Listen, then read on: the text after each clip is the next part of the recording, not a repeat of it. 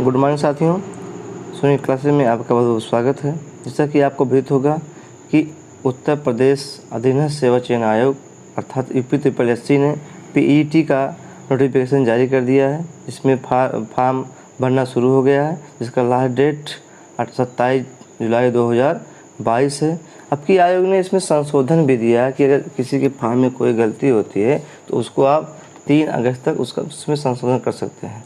तो मैं आपके सामने इसलिए उपस्थित हुआ हूँ, मैं आपको PET के सिलेबस के बारे में डिस्कस करूँगा कि इस PET में आया क्या। तो सबसे पहले ये जान लेते हैं कि PET परीक्षा जो है 100 नंबरों की होगी और प्रत्येक प्रश्न 1 नंबर का होगा अर्थात जितने इसमें सिलेबस में जितने विषय हैं सबसे जो है हर क्वेश्चन 1 नंबर का होगा और कुल मिला के 100 नंबर का होगा। एक चीज़ इसमें और इसमें माइनस मार्किंग भी होगी, अर्थात अगर 1/4 माइनस मार्किंग इसमें है, अर्थात यदि आप 1 प्रश्न सही करते हैं और 4 प्रश्न गलत करते हैं तो आपका स्कोर 0 हो जाएगा। तो अब आयोग ने इसमें जो है सिलेबस में दिया क्या है, इसमें दिया है भारतीय इतिहास में हमें पढ़ना है प्राचीन इतिहास और मध्यकालीन इतिहास। ये दोनों इतिहास से 5 क्वेश्चन आएंगे और 5 क्वेश्चन से 5 नंबर के होंगे। तो अब हम पढ़ते हैं कि भारतीय इतिहास में हमें पढ़ना क्या क्या है। तो सिंधु घाटी की सभ्यता पढ़ना है, वैदिक संस्कृत पढ़ना है, बौद्ध धर्म, गौतम बुद्ध की जीवनी, उनकी शिक्षाएं, उनके द्वारा चलाए गए धर्म के बारे में हम अध्ययन करेंगे। जैन धर्म, मौर्य सम्राट अशोक के बारे में हम पढ़ेंगे। चंद्रगुप्त द्वितीय और समुद्रगुप्त के बारे में पढ़ेंगे। हर्षवर्धन को पढ़ना है, राजपूत काल को पढ़ना है, सल्तनत काल को पढ़ना है। इसके साथ साथ मुगल साम्राज्य को पढ़ना है, मुगल साम्राज्य को पढ़ना है, मराठा पढ़ना है हमें। और मराठा इसके बाद इसी में दिया है कुछ पढ़ना है हमें, जैसे ब्रिटिश राज्य का अभ्युदय एवं प्रथम स्वतंत्रता संग्राम, अर्थात हमें इसमें पुर्तगालियों को भी पढ़ना कि पुर्तगाली यूरोपीय भारत में किस प्रकार से आए और उन्होंने ब्रिटिश ने भारत में किस प्रकार से आधिपत्य जमाया। ब्रिटिश राज्य का सामाजिक और आर्थिक प्रभाव, इतना हमें भारतीय इतिहास के बारे में पढ़ना है। फिर हम चलते हैं, फिर दूसरा विषय है जिसमें हमें पढ़ना है भारतीय राष्ट्रीय आंदोलन। इसमें पढ़ना है हमें स्वाधीनता आंदोलन के प्रारंभिक वर्ष, स्वदेशी तथा सविनय अवज्ञा आंदोलन, महात्मा गांधी तथा अन्य नेताओं की भूमिका, उनके द्वारा चलाए गए आंदोलनों के बारे में पढ़ना है। फिर क्रांतिकारी आंदोलन तथा उग्र राष्ट्रवाद का उदय पढ़ना है। विधायी संशोधन तथा ब्रिटिश इंडिया एक्ट 1935 जो हमारे संविधान का आधार माना जाता है, इसको हमें पढ़ना है। फिर अगला पढ़ना है हमें भारत छोड़ो आंदोलन, आज़ाद हिंद फौज तथा नेताजी सुभाष चंद्र बोस। कहने का मतलब ये भारतीय राष्ट्रीय आंदोलन और भारतीय इतिहास से मिलाकर के 10 क्वेश्चन आएंगे। आगे हम चलते हैं, आगे जो है इसके बाद आता है भूगोल। भूगोल में क्या पढ़ना है, भूगोल में भारत का भूगोल और विश्व के भूगोल के सापेक्ष हमें पढ़ना है। भारत एवं विश्व का भूगोल में नदी, यहाँ तथा नदियों की घाटी, चाहे भारत की नदियाँ हों चाहे विश्व की जो प्रमुख नदियाँ हैं उनके बारे में हमें पढ़ना है। भूजल संसाधन को पढ़ना है। पर्वत, पहाड़ियाँ तथा हिमनद, भारत की पर्वत पहाड़ियाँ तथा विश्व की पर्वत पहाड़ियाँ, इसको हमें पढ़ना है। मरुस्थल और शुष्क में पढ़ना है कि कौन मरुस्थल शुष्क है, कौन जो है बड़ा है, कौन छोटा है, कौन कहाँ है, इसके बारे में पढ़ेंगे। वन पढ़ेंगे, जैसे सुंदर वन हो गया, अमेजन का वन हो गया, अनेकों से वन हैं, इसके बारे में हमको पढ़ना है। खनिज संसाधन, इसमें कोयला, तांबा, लोहा, सोना, चांदी, जिप्सम, इसको हमें पढ़ना है। लेकिन ये चीज़ में दिया है आयोग ने कि इसको हमें केवल भारत के परिप्रेक्ष्य में पढ़ना है, अर्थात इसको विश्व के परिप्रेक्ष्य में नहीं पढ़ना है। फिर अगला है भारत एवं विश्व का राजनीतिक भूगोल पढ़ना है।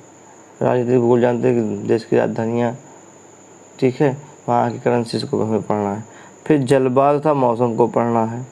टाइम जोन, कि टाइम जोन कहाँ से लिया गया है, किस देश में कितने टाइम जोन है, इसके बारे में हम अध्ययन करेंगे। टाइम जोन होता क्या है। अगला है जनसंख्यीय परिवर्तन तथा प्रवास, इसको हमें पढ़ना है। आगे चलते हैं हम। फिर आगे आता है भारतीय अर्थव्यवस्था। भारतीय अर्थव्यवस्था में हमें पढ़ना है पहले हमें इसमें पढ़ना 1947 से 1991 तक, अर्थात जब भारत आज़ाद हुआ 1947 में और 1991 तक में पढ़ना। उसमें हमें पढ़ना क्या है, हमें पढ़ना है योजना आयोग। योजना आयोग कब आया, प्रत्येक योजना आयोग में क्या क्या जो है दिया गया था, उसको हमें पढ़ना है। इसके बाद मिश्रित अर्थव्यवस्था का विकास निजी और सार्वजनिक क्षेत्र में क्या योगदान रहा, इसको हमें पढ़ना है। हरित क्रांति को पढ़ना है, हरित क्रांति कब आया, किसने लाया, इसके जनक कौन है, इस हरित क्रांति ने हमारे देश में क्या मूलभूत परिवर्तन किया, इसको पढ़ना। दुग्ध विकास एवं ऑपरेशन फ्लड, हमारे दुग्ध विकास का जो है ऑपरेशन फ्लड के तहत जो है हम इसका अध्ययन करना हमको है। फिर है बैंकों का राष्ट्रीयकरण। बैंकों का राष्ट्रीयकरण कब हुआ, क्यों हुआ, इससे क्या विकास हुआ तथा इसमें बैंकों के राष्ट्रीयकरण से क्या क्या विकास हुआ है, इसको हमें पढ़ना है। फिर इसके बाद पहुंच जाएंगे हम वर्ष 1991 के में आर्थिक सुधार, उसके बाद की अर्थव्यवस्था, इसको पढ़ना है। फिर वर्ष 2014 के पश्चात की आर्थिक सुधार, कहने का तात्पर्य है 2014 में मोदी जी जब प्रधानमंत्री बने उसके बाद हमारे देश में अर्थव्यवस्था के तहत क्या जो है विकास हुआ, उसको पढ़ना है। इसमें पढ़ना है कृषि सुधार, ढांचागत सुधार, श्रम सुधार, आर्थिक सुधार और एक जीएसटी आया है। इसको हमें इतना हमें जो है भारतीय अर्थव्यवस्था में पढ़ना है। इससे भी 5 क्वेश्चन आएगा। आगे हम चलते हैं। आगे जो है भारतीय संविधान और लोक प्रशासन है। इसमें हम संविधान के बारे में क्या पढ़ना है कि संविधान की मुख्य विशेषताएं, राज्य के नीति निर्देश सिद्धांत अर्थात आर्टिकल 36 से लेकर 51 पढ़ना है हमें। मौलिक अधिकारों कर्तव्य अर्थात आर्टिकल जो है 12 से लेकर के हमें 35 तक पढ़ना है। इसमें मूल कर्तव्य इसमें पढ़ना। संसदीय प्रणाली, इसमें हमें राज्यसभा, लोकसभा और राष्ट्रपति के बारे में पढ़ना है। फिर संघीय प्रणाली अर्थात इसमें हमें राज्यों के बारे में पढ़ना है कि राज्य की स्थापना कब हुई, उसमें मतलब उसकी विधान परिषद है कि विधानसभा है, इसमें पढ़ना है।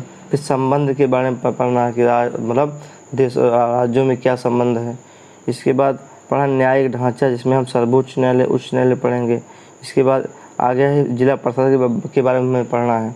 फिर स्थानीय निकाय जो सबसे इम्पोर्टेंट है, इसमें जो है नगर पालिका, नगर निगम तथा पंचायतें आती हैं, इसके बारे में हमें पढ़ना है। इस टॉपिक से भी 5 क्वेश्चन हमारे पेपर में आने वाले हैं। इसके बाद एक आता है क्षेत्र है समान विज्ञान। इसमें हमें प्रारंभिक भौतिक विज्ञान पढ़ना है, प्रारंभिक रसायन विज्ञान पढ़ना है, प्रारंभिक जीव विज्ञान पढ़ना है। कुल मिलाकर तीनों विज्ञान से 5 क्वेश्चन हमारे पेपर में आएंगे और 5 क्वेश्चन 5 नंबर के होंगे। इसके बाद हम इसके बाद हमें पढ़ना है। अब इसमें एक चीज़ देखिए साथियों कि इसमें ये नहीं दिया है, इसका टॉपिक नहीं दिया है, इसका टॉपिक इसमें नहीं दिया गया कि भौतिक विज्ञान में क्या पढ़ना है, जीव विज्ञान में क्या पढ़ना है और रसायन विज्ञान में पढ़ना है। लेकिन ये एक चीज़ दी, इसने कहा कि प्रारंभिक पढ़ना, तो इसमें थोड़ा सा हमें मेहनत करने की आवश्यकता होगी। आगे हम चलते हैं। आगे आपका है गणित, अंकगणित दिया है, प्रारंभिक अंकगणित। कहने का तात्पर्य इसका ये है कि ये कक्षा 6 से लेकर के कक्षा 8 तक का विषय की हम जो है कक्षाओं के गणित में आएगा। जैसे इसमें पूर्ण संख्या तथा भिन्न संख्या, ये जो है कक्षा 6-7 का सिलेबस है। पर सत्ता, साधारण अंकगणितीय समीकरण, वर्ग एवं वर्गमूल, घातांक एवं घात, औसत, ये जो टॉपिक दिया गया है ये अगर आप कक्षा 6 से लेकर के 8 तक की गणित को पढ़ लेते हैं तो आपको समस्या समाप्त हो जाएगी। फिर आगे आते हैं हम सामान्य हिंदी में क्या पढ़ना है। सामान्य हिंदी में संधि पढ़ना है, मतलब व्याकरण। हिंदी के जो मोस्ट इम्पॉर्टेंट व्याकरण होते हैं वो आयोग ने जिसमें दिया है, जैसे विलोम शब्द, पर्यायवाची, वाक्यांशों के लिए एक शब्द, लिंग, समृद्ध भिन्नार शब्द, मुहावरे, लोकोक्तियाँ, समान अशुद्धियाँ। उसमें एक चीज़ और दे दिया है यहाँ पे दिया है उन्हें कि आपको लेखक और रचनाएं, गद्यों पद्य के एक नया टॉपिक दिया है, इसको आपको पढ़ना है। इसके बाद समान अंग्रेजी में भी उसी तरीका है, अंग्रेजी का व्याकरण उसमें हमें पढ़ना है। व्याकरण में क्या पढ़ना है, जैसे active voice, passive voice, direct indirect हो गया, प्रीपोजिशन हो गया, एंटोनिम सिनोनिम्स हो गया, ये हमको पढ़ना है। फिर इसी का आपराधिक गद्दान पर आधारित प्रश्न आएगा, जो हिंदी में भी अलग से आएगा, अंग्रेजी में भी अलग से आएगा। इसमें होता क्या साथियों कि एक पैसा दिया रहता है, उस पैसा के अनुसार नीचे क्वेश्चन दिया रहेगा, उस क्वेश्चन को पढ़िए, उस पैसे में से उत्तर जो सबसे सुटेबल उत्तर होगा उसको छांट के अपने काम में टिक लगाइए। ये पैसे होता है। इसके बाद आप रीजनिंग का बहुत महत्वपूर्ण योगदान है। इसमें से 5 क्वेश्चन आएंगे। तो इसमें हमें रीजनिंग में पढ़ना क्या है, बृहद एवं लघु, क्रम एवं रैंकिंग, संबंध पढ़ना जैसे ब्लड रिलेशन कहा जाता है, समूह से भिन्न को अलग करना पढ़ना है, कैलेंडर एवं घड़ी, कारण और प्रभाव, कोडिंग रिकॉर्डिंग, निगमनात्मक तर्क, कथन विश्लेषण, में इतना हमको पढ़ना है, तब जाकर के हमें 5 नंबर हल होगा। इसके बाद दिया गया है करंट अफेयर। करंट अफेयर किसी भी परीक्षा, चाहे एक दिवसीय परीक्षा हो, चाहे यूपीएससी या पीसीएस की परीक्षा हो, सबकी जान होती है। जितना आपका करंट अफेयर जितना मजबूत रहेगा उतना ही आपका स्कोर अच्छा आएगा। अब देखिए, क्योंकि करंट अफेयर प्रतिदिन घटित होने वाली घटना है। अब इसमें आता है हमें कितना पढ़ना है।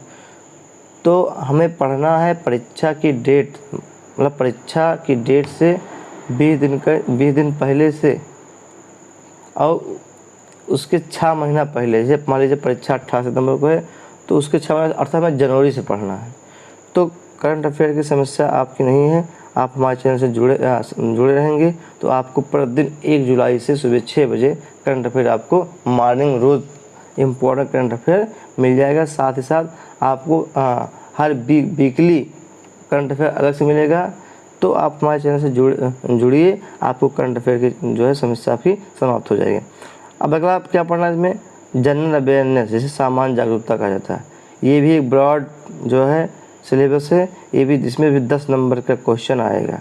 तो इसमें क्या क्या देखिए पढ़ना है, भारत के पड़ोसी देशों के बारे में पढ़ना है, जैसे श्रीलंका, पाकिस्तान, नेपाल, भूटान, इसके बारे में पढ़ना है।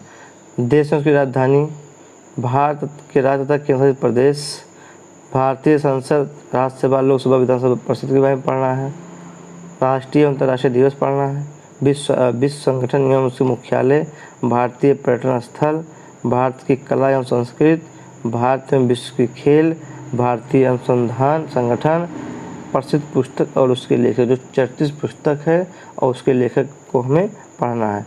पुरस्कार एवं विजेता, इसको भी हमें पढ़ना है। इसके बारे में पढ़ना है जलवायु परिवर्तन एवं पर्यावरण का, मतलब इसमें पर्यावरण का भी पोर्शन मुझे पढ़ना है। आगे हम चलते हैं। फिर हमें आपठित हिंदी गद्यांश का विवेचन एवं विश्लेषण, इसमें हमने अभी बताया आपको अंग्रेजी में, इसमें भी 2 गद्यांश आएंगे। उसमें से आपको उसका प्रश्न दिया जाएगा, उस प्रश्न को पढ़ना पड़ेगा और गद्यांश उसका उत्तर निकाल के जो उत्तर दिया जाएगा, जो सबसे सुटेबल होगा उसमें आपको भरना पड़ेगा। इस पर ग्राफ भी आएगा, इसमें भी 10 नंबर क्वेश्चन है। और तालिका की ये भी 10 नंबर क्वेश्चन है। इसी में जो है समांतर माध्य, मध्यिका और बहुलक के क्वेश्चन भी आएंगे।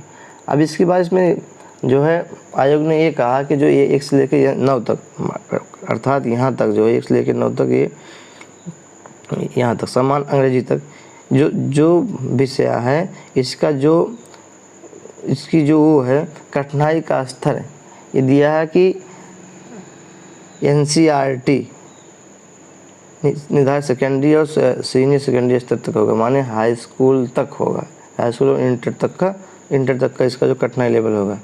तो कहने का मतलब साथियों, आपको कमर कस लेनी है, अभी से जुट जाना है, समय बहुत कम है।